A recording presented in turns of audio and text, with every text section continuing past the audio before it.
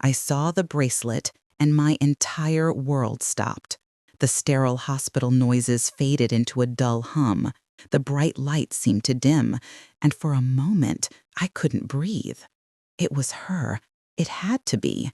That delicate silver chain with the single tarnished heart charm was imprinted on my soul, a ghost I had buried with my sister a decade ago. How was it here, now, circling the frail wrist of this unconscious woman? This was supposed to be just another night shift. Another nameless face in a sea of suffering. But fate had other, crueler plans. It dragged a ghost from my past and laid her right in front of me. My hands trembled as I reached for the chart. My name is Sarah, and in that single horrifying moment, my entire life fractured. The night had started with the familiar, almost comforting rhythm of the emergency room. It was a symphony of controlled chaos I knew by heart, the steady beep of cardiac monitors acting as the bass line, the hushed, urgent voices of doctors and nurses forming the melody, and the distant, mournful wail of an arriving ambulance providing the percussion. I had been a nurse at County General for 8 years, and in that time, these sounds had become the white noise of my life. I moved through the brightly lit corridors with a kind of muscle memory, my sneakers squeaking on the polished linoleum, my hands automatically checking the supplies on my cart. I was Sarah, the steady one. The nurse you wanted on a bad night, because I didn't flinch. But that steadiness was a shield, one I had carefully constructed over a decade to contain a deep, private ocean of grief. My shift began like any other, with a handover report that was a blur of medical jargon and vitals, a COPD exacerbation in bed 3, a possible MI in cath lab, and a new admission en route, a Jane Doe from a single car accident, unresponsive. Just another soul lost in the system. I remember nodding, my mind already partitioning the tasks, building the mental checklist that would get me through the next 12 hours. I thought the biggest challenge of my night would be managing the anxiety of the family in the waiting room, or getting a stubborn IV line started. I had no idea that the universe was quietly aligning pieces on a chessboard, preparing to shatter the fragile piece I had fought so hard to build. My first few hours were a whirlwind of action that left no room for personal thought. There was a kind of brutal grace in the work, a focus that demanded everything you had and rewarded you with the simple, profound satisfaction of a stabilized blood pressure or a whispered thank you from a scared patient. I loved this job with every fiber of my being. It was my anchor, my purpose, the thing that had pulled me from the abyss after we lost Sophia, my younger sister. The memory of her was a constant, quiet companion, a locket of sadness I carried close to my heart. But I had learned to work around its weight. I checked on my assigned patients, their faces a mosaic of pain and fear. There was Mr. Henderson, who always asked about my day, and young Liam, who was bravely fighting a nasty infection. They were my people, my responsibility, and for a while, they successfully commanded all of my attention. It was around 2 a.m. when the calm finally settled. The critical patients were stable, the paperwork was momentarily caught up, and the frantic energy of the ER had ebbed into a weary lull. That's when the call came from imaging. They were bringing Jane Doe back from her CT scan and needed her settled. My colleague, Sarah, a nurse with just a year under her belt but a heart of pure gold, gave me a tired smile. "I'll grab her from transport, Sarah. You want to get her room ready? Bed 7. I nodded, heading towards the designated bay. This was routine. Prepare the bed, set up the fresh linens, ensure the oxygen and suction were working. It was mindless, physical work that I appreciated. As I smoothed the crisp white sheet over the thin mattress, my mind wandered to the mundane. What I would eat for breakfast when I got home, whether I remembered to pay my electricity bill. I was completely unprepared for the seismic shift that was about to occur. The double doors to the trauma bay hissed open, and Sarah guided the gurney in, helped by an orderly. The woman on it was a portrait of vulnerability. She was pale, her skin almost translucent under the harsh fluorescent lights. A network of fine lines around her eyes and mouth spoke of a life lived, perhaps a hard one. An oxygen cannula was tucked under her nose, and an IV line snaked from her arm to a bag of saline. Her dark hair was matted and streaked with gray, splayed out against the pillow. She was just a patient. Another Jane Doe. Another story that had tragically intersected with our world tonight. My heart went out to her, as it did for every unknown soul who came through our doors. I moved to help Sarah transfer her, my hands going to the rails of the gurney, my training taking over. And then I saw it. As we shifted her limp body, her arm, previously tucked at her side, fell slightly to the side. Dangling from her thin, bony wrist was a bracelet. It wasn't flashy or new. It was a simple, delicate silver chain, the kind that might tarnish with time and wear. And on it hung a single small charm, a heart. My own heart didn't just skip a beat. It seemed to freeze solid in my chest, a block of ice that stopped the very blood in my veins. The air was sucked from the room. The familiar, comforting symphony of the ER, the beeps, the voices, the squeaking wheels, all melted into a high-pitched, deafening ring in my ears. I know my grip on the gurney tightened until my knuckles were white. I couldn't look away. That bracelet. I knew every tiny scratch on that tarnished silver heart. I knew the exact, slightly imperfect clasp. I had fastened it around my sister Sophia's wrist on her 16th birthday, a gift from our grandmother. She never took it off. She was wearing it the day of the accident. We buried her with it. The world tilted on its axis, the floor feeling unsteady beneath my feet. This wasn't just a similar bracelet. It was the bracelet, the ghost of my sister. A tangible piece of the past I had laid to rest was here, in this room, wrapped around the rest of a stranger. Time seemed to slow to a thick, syrupy crawl.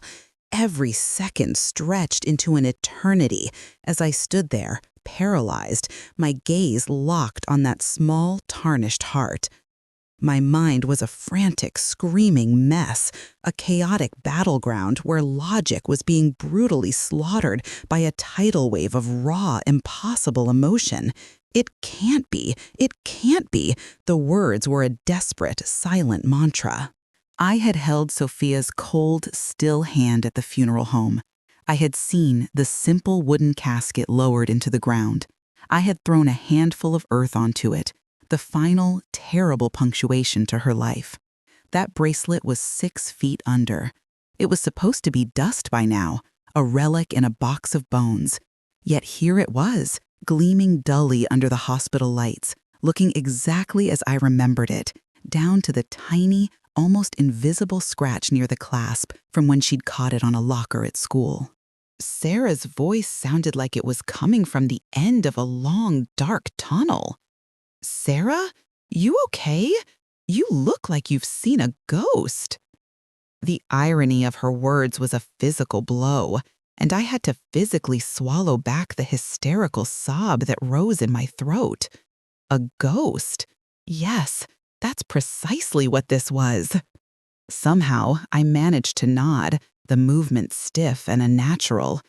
My voice, when it finally came, was a hoarse, foreign croak. I'm fine. Just a long night." The lie tasted like ash in my mouth. My professional training, the autopilot I had relied on for years, kicked in with a desperate, grinding effort. We finished transferring the woman to the bed, my hands moving with a mechanical precision that felt completely detached from my body. I was watching myself from somewhere far away, a spectator to this bizarre waking nightmare. As I hooked her back up to the monitors, My fingers, which were usually so steady and sure, trembled violently. I fumbled with the blood pressure cuff, my heart hammering against my own ribs with such force, I was sure the machine would pick it up. I kept stealing glances at her face, searching for any feature, any hint of Sophia in the lines and planes of this unconscious stranger. But there was nothing. Her face was a closed book, her features weathered by a life that was clearly not my sister's. She was older, her hair more gray than brown, her frame more gaunt. The only connection, the only impossible screaming link, was that damned bracelet. My mind raced through 1,000 insane, terrifying possibilities. Had the grave been robbed? The thought was so vile it made me nauseous. We had buried her in a small, quiet cemetery on the outskirts of town. Was it even possible? Could someone be that monstrous? But why? It wasn't a valuable piece. It was sentiment, not treasure. Another thought, even more chilling, whispered through the chaos. What if Sophia hadn't died? What if there had been some colossal, unimaginable mistake? But I had identified her body. My parents had been too broken, so it had fallen to me. I had seen her. I had kissed her cold forehead. That memory was a scar so deep it had never truly healed. And now it was being ripped open with a fresh, searing pain. The logical part of my brain, the nurse who dealt in facts and evidence, fought back. Coincidences happen. It's a common design. But I knew, with a certainty that went beyond bone and blood, that this was no coincidence. This was her bracelet. My soul recognized it. I finished my tasks on autopilot, my movement slow and deliberate as I tried to anchor myself in the present. I recorded her vitals on the chart with a hand that shook so badly the writing was nearly illegible. Blood pressure 110/70, heart rate 58, oxygen saturation 96%. The numbers were just numbers, devoid of meaning. The real story was on her wrist. I had to know. I had to get a closer look. I needed to confirm what my heart already knew. The opportunity came when Sarah was called away to another bay. "Sarah, can you watch her? I'll be right back." I just nodded, my throat too tight to form words. The moment we were alone, the air in the small room became charged, thick with a history I couldn't comprehend. The steady, rhythmic beep of the heart monitor was the only sound, a countdown to a truth I was both desperate for and terrified to face. I approached the bed slowly, my sneakers silent on the floor. My own breathing was shallow, ragged. I felt like an intruder, a thief in my own life. I reached out, my hand hovering just inches above her arm. For a moment, I was afraid to touch her, afraid that my touch would somehow make this impossible situation real. Gathering every ounce of courage I possessed, I gently, so gently, lifted her wrist. The skin was cool and papery. My thumb brushed over the silver chain, and a jolt, like a static shock of pure memory, shot up my arm. I could see Sophia's face, beaming, holding out her arm for me to fasten it. I could hear her laughter. I turned the charm over with my fingertip, and there it was, the confirmation that shattered the last vestige of my doubt.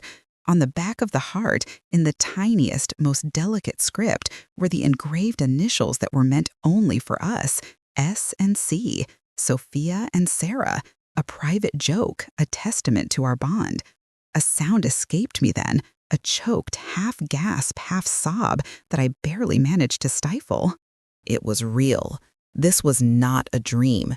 This was not a trick of the light.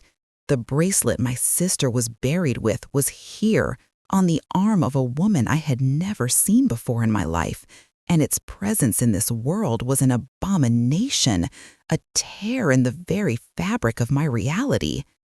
The mystery was no longer a question of if. It was a screaming, urgent how, and the weight of that question felt like it was going to crush me. This story is taking me to a place I never thought I'd have to revisit, and it's both terrifying and strangely compelling. I'm curious, as I stand here in this hospital, my world turned upside down, where are you all listening from? If you're comfortable sharing, could you tell me the name of your city in the comments? It's a big world, and sometimes it's comforting to remember we're all connected in our own ways, even through stories like this. The logical part of my brain, the part trained to triage and diagnose, screamed that I needed to step back, to report this, to treat it as a potential crime scene. But the part of me that was still Sophia's big sister, the protector, the keeper of her memory, was rooted to the spot, my fingers still gently cradling the stranger's wrist.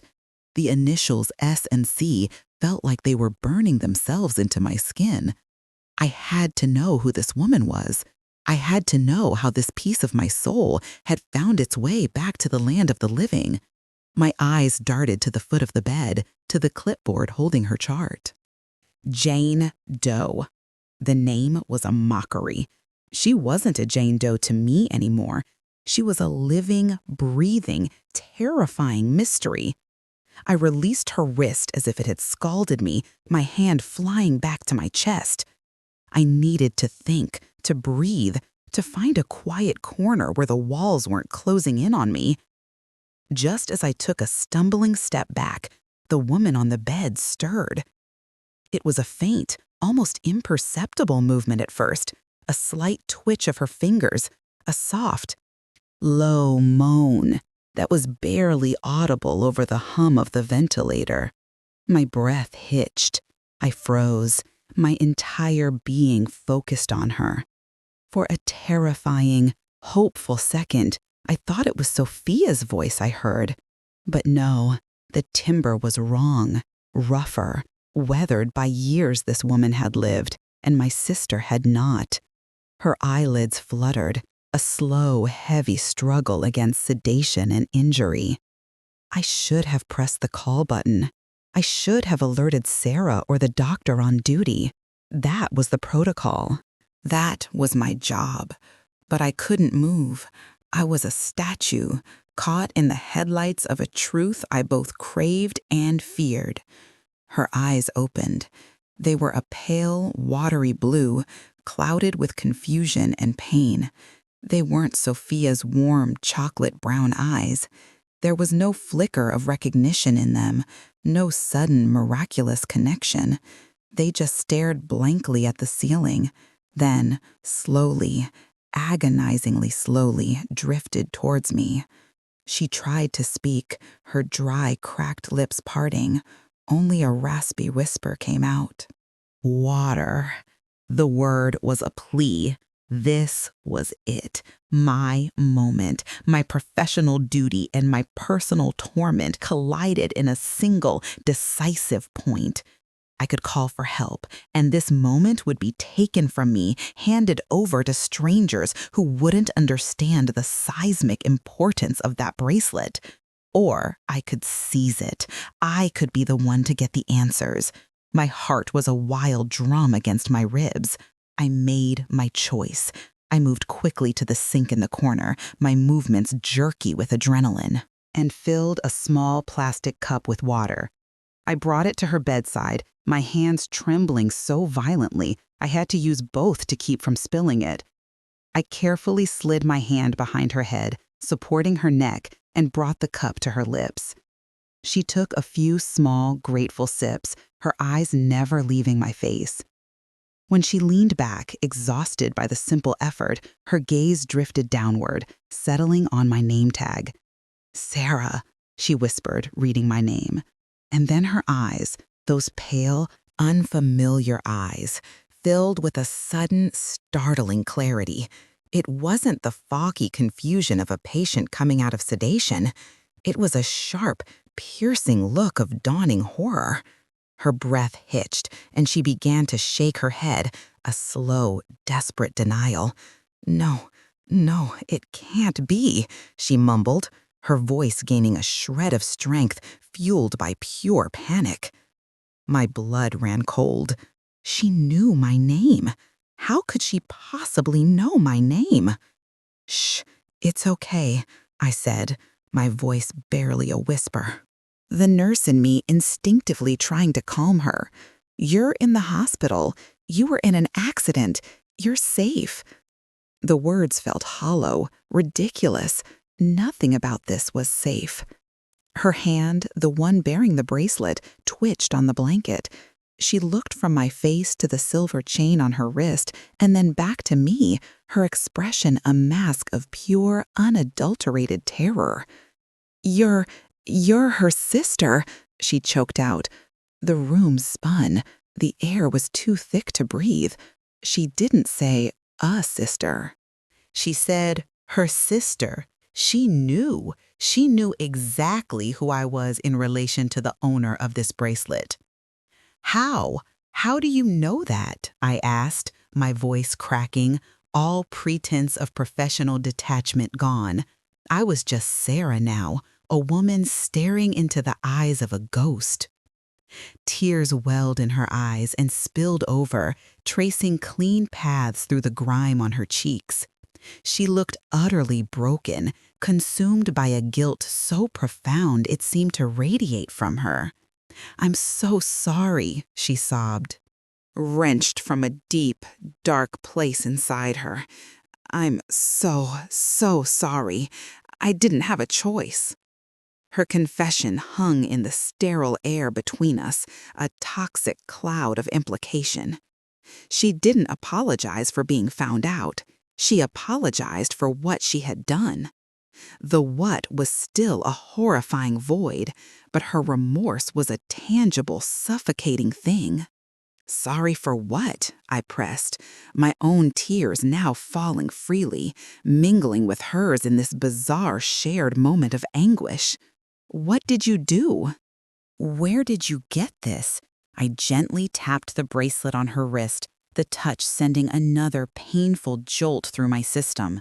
She closed her eyes as if she couldn't bear to look at me anymore. The cemetery, on the hill, the old one, she whispered, her voice fading in and out. It was a bad winter. The ground was hard. My boy was sick. We had nothing. Her words were fragmented, pieces of a nightmare she was reluctantly recounting. The old cemetery on the hill, that was where Sophia was buried. A bad winter. I remembered it, one of the worst we'd had in years, a brutal, unrelenting freeze. I was so desperate. I saw the fresh one. The earth was softer. A fresh one. My sister's grave. She was talking about my sister's grave. A wave of nausea so violent swept over me that I had to grip the bed rail to stay upright. This woman, this stranger, had dug up my sister's coffin. The violation was so profound, so visceral, it felt like she had desecrated my own soul. She opened her eyes again, and they were pleading, begging for an understanding I knew I could never grant. I only took the jewelry. I swear, I didn't touch her.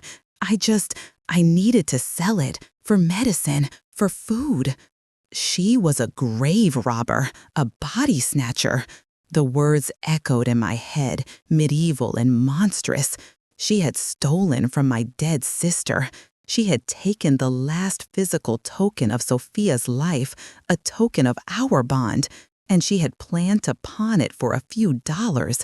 The sheer, brutal mundanity of the evil was staggering. My beautiful, vibrant sister, reduced to a mark, a target of opportunity for a desperate woman in a frozen field. The grief I had carried for a decade was instantly eclipsed by a white-hot, all-consuming rage. This woman had torn open the sacred ground of my memory and left it bleeding. And in that moment, as I stood over her, as her monitor continued its steady, ignorant beep, the entire trajectory of my night, of my life, shifted irrevocably. She was no longer just a patient. She was the person who had committed the ultimate violation against my family, and she was lying helpless in a bed, completely at my mercy. The conflict was no longer an internal one of shock and confusion. It was now a terrifying, real-world confrontation between my sworn duty to heal and a primal, burning desire for answers, for justice, for a reckoning that I now held in my trembling, capable hands. The rage was a living thing inside me, a fire that burned away the last remnants of my professional composure and left behind something raw and feral. I stared at this woman, this thief, as her confession hung between us like a poison. Her tears meant nothing to me. Her desperation was an excuse that couldn't possibly bridge the chasm of her sin. My hands, which were meant for healing, curled into fists at my sides, my nails digging half-moons into my own palms. The sterile, the controlled environment of the hospital room felt like a cruel joke. I was supposed to be caring for her, checking her vitals, ensuring her comfort, but every instinct I possessed screamed at me to demand more, to shake the rest of the story out of her frail body. The steady, rhythmic beep of her heart monitor was a taunt, a reminder that she was alive, receiving the care and compassion my sister was forever denied. The injustice of it was a physical weight on my chest, making it hard to draw a full breath. I was trapped in a nightmare of my own making, standing at the bedside of the person who had desecrated the most sacred space in my life, and I was legally, ethically, and morally bound to protect her. My mind was a storm of conflicting impulses.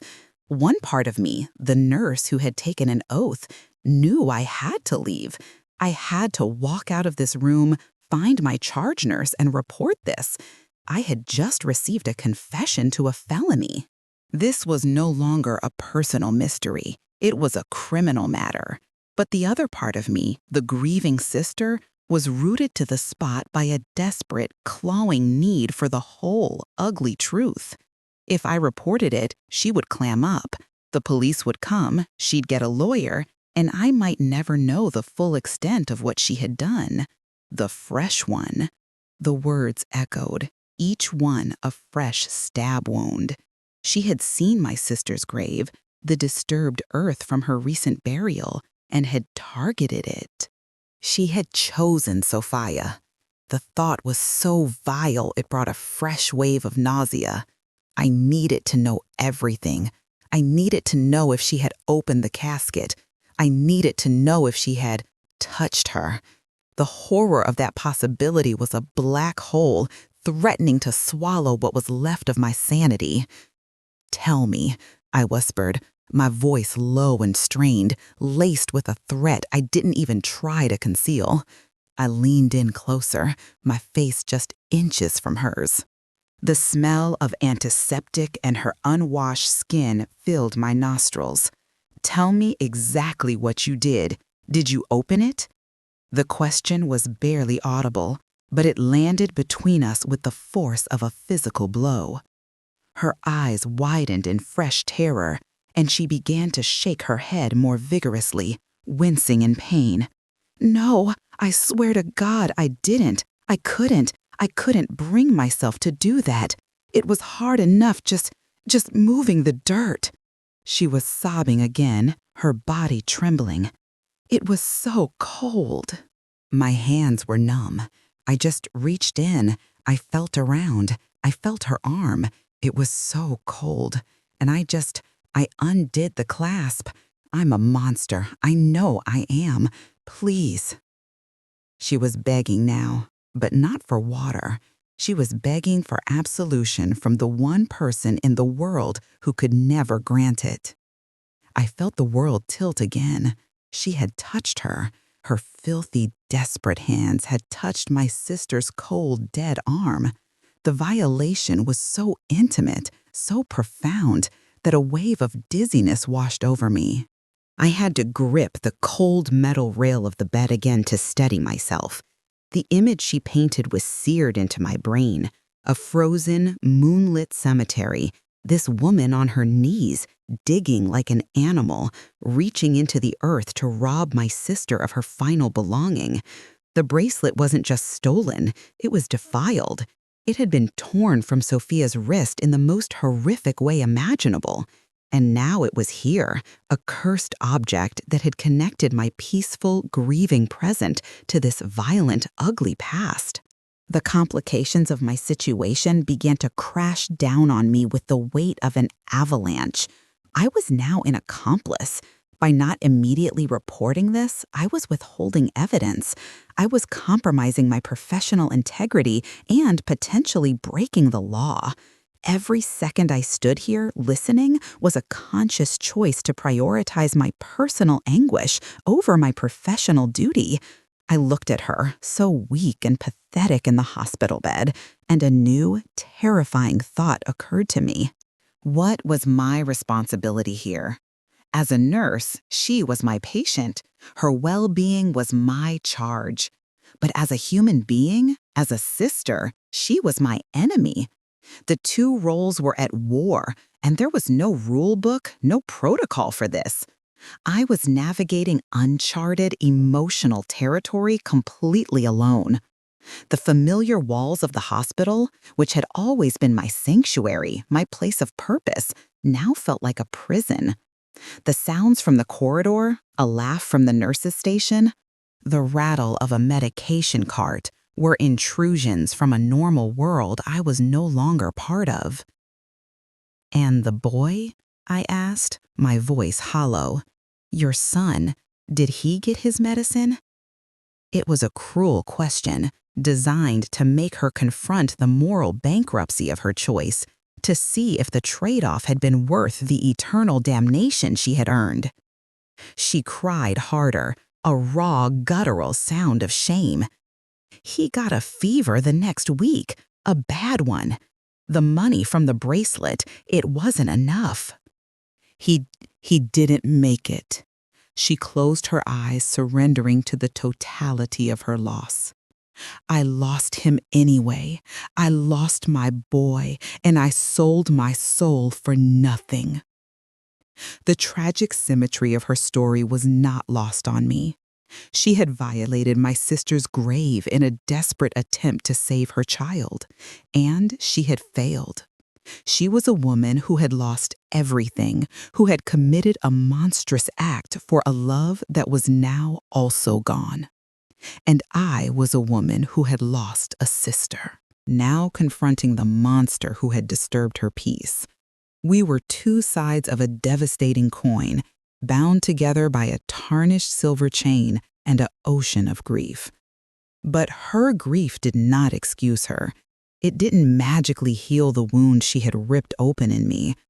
If anything, it made the entire situation more agonizingly complex. How was I supposed to hate her when her story was so pitiful? How was I supposed to care for her when her actions had caused me so much pain?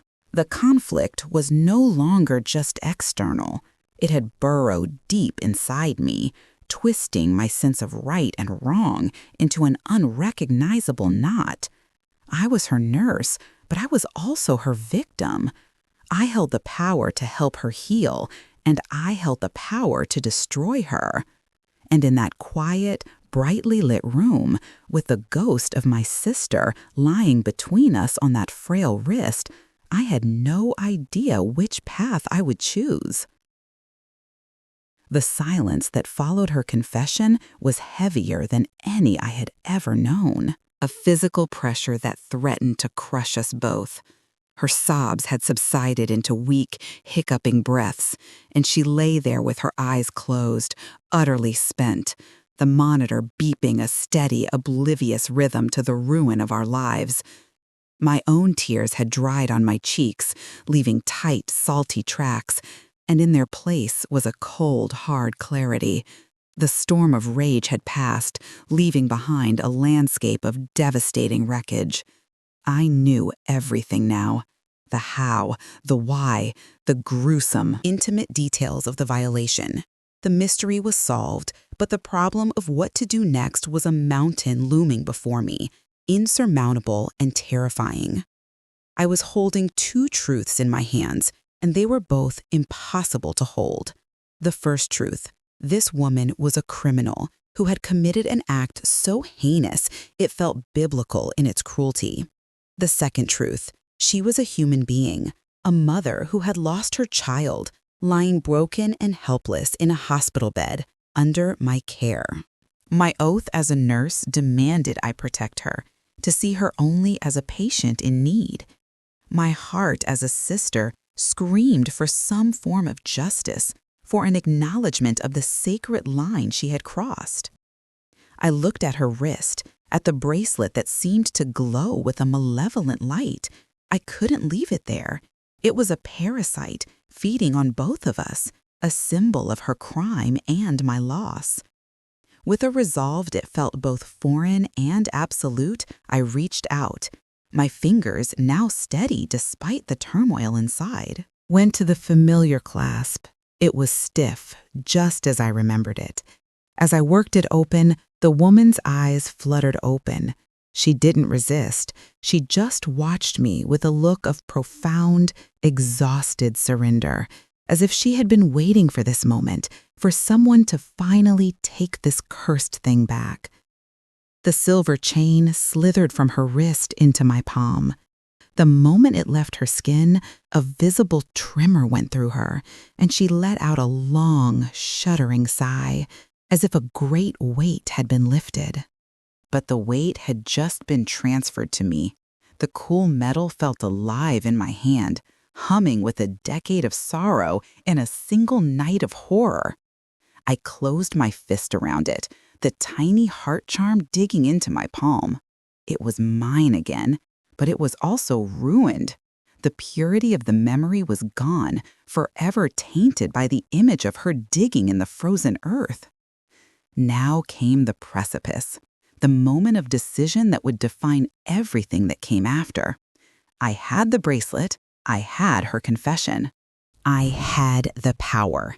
I could walk out of this room, go straight to the charge nurse, and say, "The Jane Doe in bed 7 just confessed to grave robbery." I could set in motion a chain of events that would see her arrested, charged, and likely imprisoned.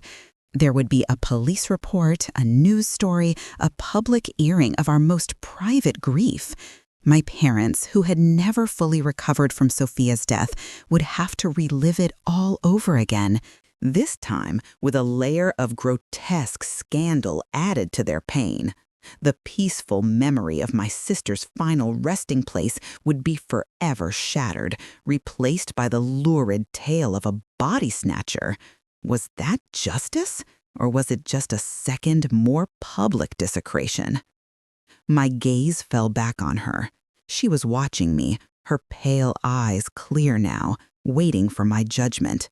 She had entrusted me with her darkest sin, and in doing so, she had made me her judge and jury. "What's your name?" I asked, my voice quiet but firm. It was the first time I had asked. She was no longer Jane Doe to me. "Elaine," she whispered. "Elaine," I repeated, the name feeling strange on my tongue. A real name for a real person, not a monster from a ghost story. My sister's name was Sophia. Saying it out loud in this context, to this woman, was its own kind of agony. "I know," she breathed. "I'm so sorry, Sarah, for all of it." And in that moment, something shifted inside me. The desire for vengeance, which had burned so brightly just minutes before, began to cool and harden into something else, something more complex and infinitely more painful, a terrible, reluctant understanding. I looked at Elaine not as a grave robber, but as a desperate, starving woman in a frozen field, a mother watching her child suffer. I thought about the choices people make when they have none. I am a nurse. I have seen desperation in all its forms. I have seen people sell their possessions, their dignity, for a chance at life. Elaine had sold her soul, and she had lost anyway. Her punishment had not come from a court of law. It had come from life itself. She was living in her own private hell, haunted by the ghost of her son and the ghost of the girl she had robbed. To report her would not bring Sophia back. It would not cleanse the bracelet. It would only spread the pain, like a virus, to my family, to the authorities, to anyone who heard the story. It would make a spectacle of our grief. And for what? To see this broken, dying woman put in a cage? She was already in a prison of her own making, one made of regret and loss.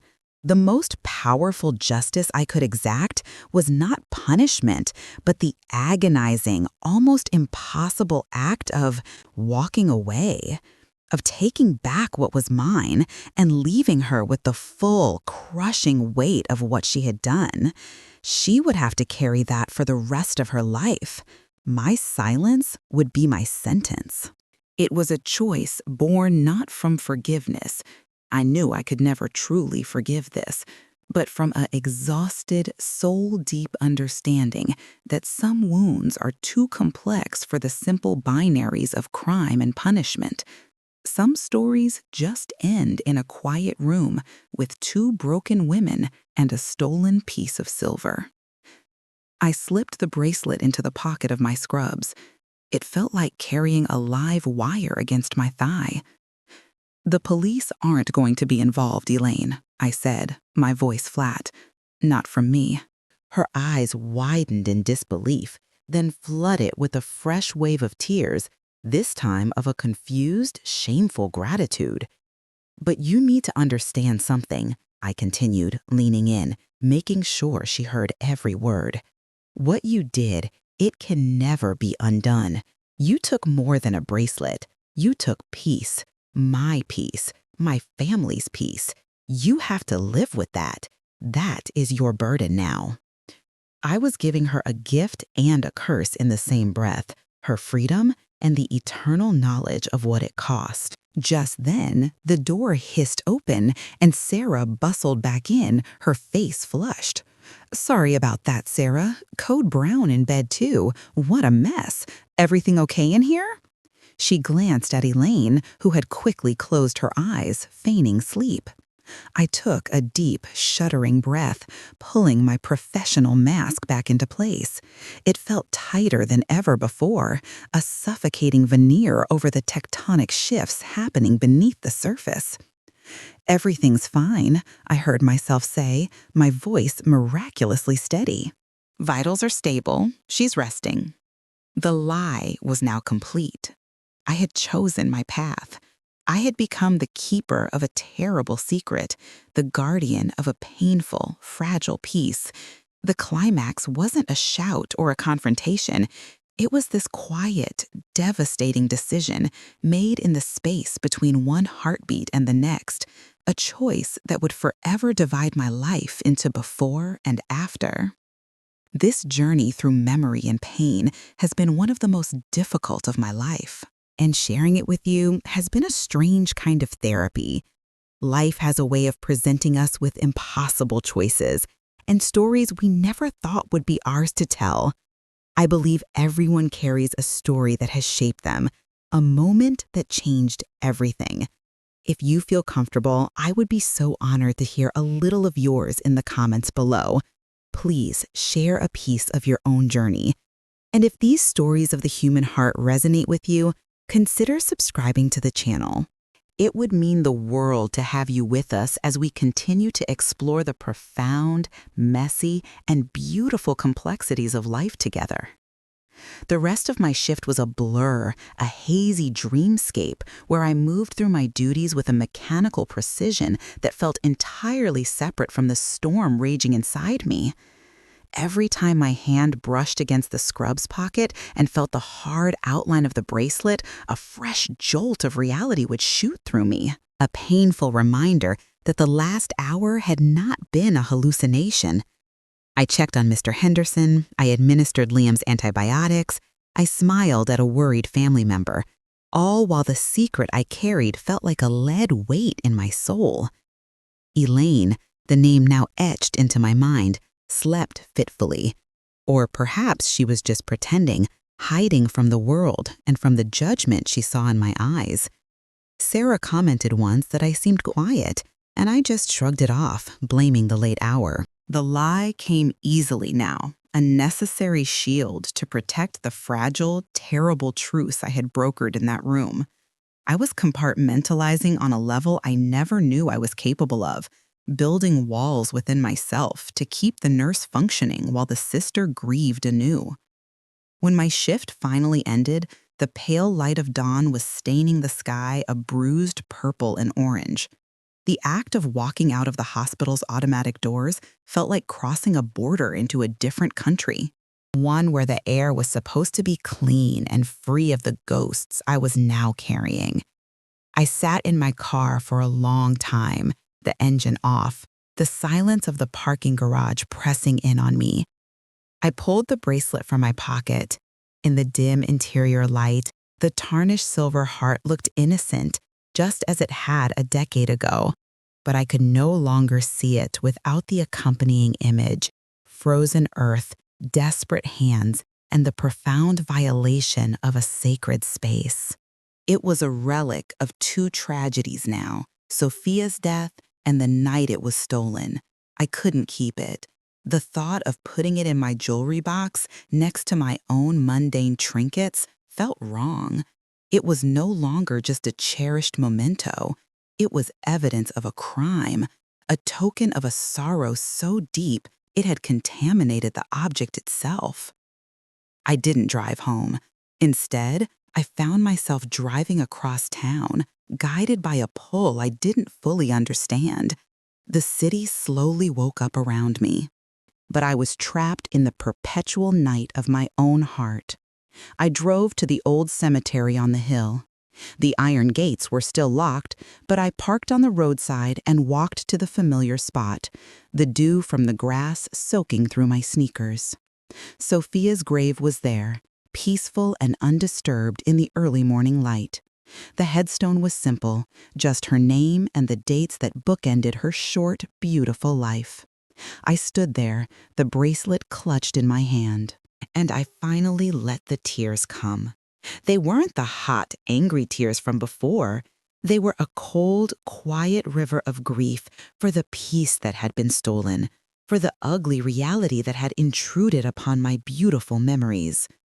I spoke to her then, my voice a raw whisper in the stillness. I told her I was sorry. Sorry that I hadn't been able to protect her rest. Sorry that a piece of her had been taken and defiled. I told her about Elaine, about the desperate, sad woman and the son she lost. It was a confession of my own, a pouring out of the entire sordid story onto the quiet earth. And then I knew what I had to do. I couldn't keep the bracelet, but I also couldn't throw it away or sell it. Its journey had to end where it began. I found a small, smooth stone near the base of a large oak tree that stood sentinel over her plot. Using the stone, I began to dig. It wasn't a deep hole, just a small, symbolic pocket in the earth, right at the foot of her gravestone, where the roots of the tree would eventually embrace it. I placed the bracelet inside, this tiny, cursed piece of silver that held so much power over the living. As I covered it with the cool, dark soil, a profound sense of release washed over me. It wasn't happiness or forgiveness, but a feeling of finality. I was giving it back to her.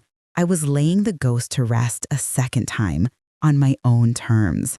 The bracelet was back in the earth, not as a stolen good, but as a reclaimed piece of our history. The chain of violation was broken. It was over. Driving home, the weight in my pocket was gone, but a different kind of heaviness remained, the weight of a secret I would now carry forever. I would never tell my parents. To tell them would be to inflict a wound far greater than the one I had just endured. They remembered Sophia as she was, vibrant, full of light, resting peacefully. They didn't need to know about the frozen night, the desperate woman, the violated grave. Some truths are not a medicine. They are a poison. This would be my burden alone, a silent pact I made with myself and with my sister's memory. My job, the hospital, it all looked different to me now. It wasn't just a place of healing anymore. It was a place where all of life's complexities and moral ambiguities collided. I had seen the worst of human desperation and had been forced to confront it not as a nurse, but as a victim. And in that confrontation, I had chosen a path that was neither right nor wrong, but simply human. I walked back into my silent apartment as the sun properly rose, a different person from the woman who had left it the night before. The fracture was still there, but the sharp, jagged edges had begun to smooth over, replaced by a weary, hard-won understanding. The conflict wasn't resolved, not really. How could it be? But it was contained. I had found a path through the wreckage, and I was starting the long life. I've learned doesn't offer clean endings or neatly tied up resolutions. The days and weeks that followed that night were a testament to that messy, complicated truth. I went back to work at County General, the squeak of my sneakers on the linoleum, a familiar sound in a world that now felt permanently unfamiliar. The first time I walked past bed 7, my heart hammered against my ribs like a trapped bird. It was occupied by a new patient, a man with pancreatitis, and the sheer normalcy of it was disorienting. Elaine was gone, discharged to a rehab facility, according to the records. Her chapter in our hospital closed. I never saw her again, and a part of me, the wounded sister, was glad. The other part, the nurse, hoped she was getting the help she needed, that somewhere she was finding a way to carry the immense burden I had left with her. The secret lived inside me, a silent, heavy stone in the river of my daily life. It changed the way I interacted with every Jane and John Doe who came through our doors. I would look at their faces, their belongings, and wonder about the invisible threads that connected them to other people, other lives, other tragedies I could never see. My work became deeper, more profound, and in a strange way, more painful.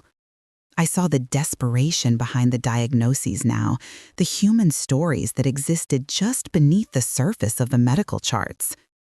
I never told anyone, not Sarah with her heart of gold, not my best friend from nursing school, not the therapist I saw for a few sessions, too afraid to give voice to the horror.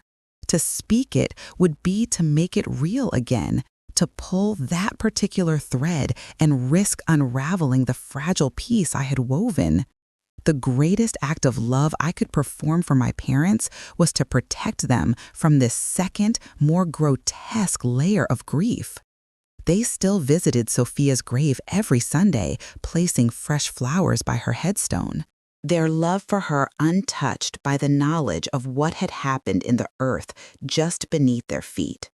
I would go with them sometimes, and standing there, feeling the sun on my face, I would press the toe of my shoe gently into the soil at the base of the oak tree, a silent communication to the sister I had protected once more. The bracelet was down there, but it wasn't a scar anymore. It was a seed of a terrible story that had been replanted and was now, slowly, being transformed by time and the quiet, relentless processes of the earth. The how of that night, the answer to the hook that had shattered my world, was both simpler and more complex than I could have ever imagined. It wasn't a ghost, it wasn't a miracle, it wasn't a cosmic mistake. It was a crime born of human desperation, a perfect, terrible storm of one woman's loss colliding with my own. A brutal winter, a sick child, a fresh grave that presented itself as the only solution in a world that had offered no others. The how was a story of poverty, of a broken system, of a mother's love twisted into a monstrous act. And the how of my survival, of my ability to walk out of that hospital and continue breathing, was a story of an impossible choice. I had chosen a path of silent, burdensome mercy over public, destructive vengeance. I had chosen to bear the weight of the truth alone so that others wouldn't have to. In doing so, I had integrated the violation into the story of my grief, not as a separate, monstrous event, but as another layer of the pain that came from losing Sophia. The wound was now more complex, but it was, finally, whole. This journey taught me that healing is not a destination where the pain disappears. It's a process of learning to carry the weight differently. The grief for my sister is still there, a familiar ache in my bones. But the white-hot rage over the theft has cooled into a dull, permanent sorrow. I don't think of Elaine with hatred anymore. I think of her with a profound, weary sadness. We were two women bound by a single, tarnished object, both of us trying to navigate an ocean of loss. She was a mirror showing me a version of desperation I never wanted to see, and in her reflection, I was forced to see the limits of my own compassion and the surprising depth of my own strength. I had always defined myself as a nurse, a healer, a fixer.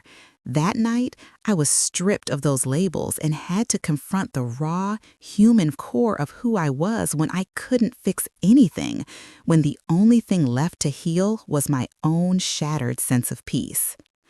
The moral of this story, if there can be one, is that life is not a simple narrative of good and evil. It's a tangled web of circumstance, choice, and consequence, where the victim and the perpetrator can sometimes be two faces of the same coin of human suffering. My spirituality, which was always a quiet, personal thing, was forged anew in the fire of that experience. I don't believe everything happens for a reason. That would be an insult to the pain I endured. But I do believe that we are given the capacity to find meaning in the aftermath, to alchemize our suffering into something that, if not beautiful, is at least bearable. I found meaning in my choice to protect my family. I found meaning in the quiet act of returning the bracelet to the earth, a ritual that gave me back a sense of agency. I found meaning in the deepened empathy I now bring to my patients, an understanding that everyone is fighting a hidden battle, carrying a secret weight. The ghost has been laid to rest, not just Sophia's, but the ghost of that night, the ghost of the woman I was before I walked into that room. I am Sarah, the nurse, the sister, the keeper of a difficult truth. The fracture in my life didn't magically heal. It became a part of my foundation, a fault line that reminds me of my own capacity to survive the unimaginable. The memory of Sophia is no longer just a locket of sadness. It is now also a testament to resilience, to the fierce, complicated love that endures even beyond death and desecration. The hospital lights are still bright, the monitors still beep, and the chaos still reigns. But I move through it all now with a different kind of steadiness. It's not the steadiness of a shield anymore, but the steadiness of someone who has stared into the abyss, made an impossible choice, and has chosen, every day since, to walk forward, carrying the light and the darkness together, as we all must on the long road home.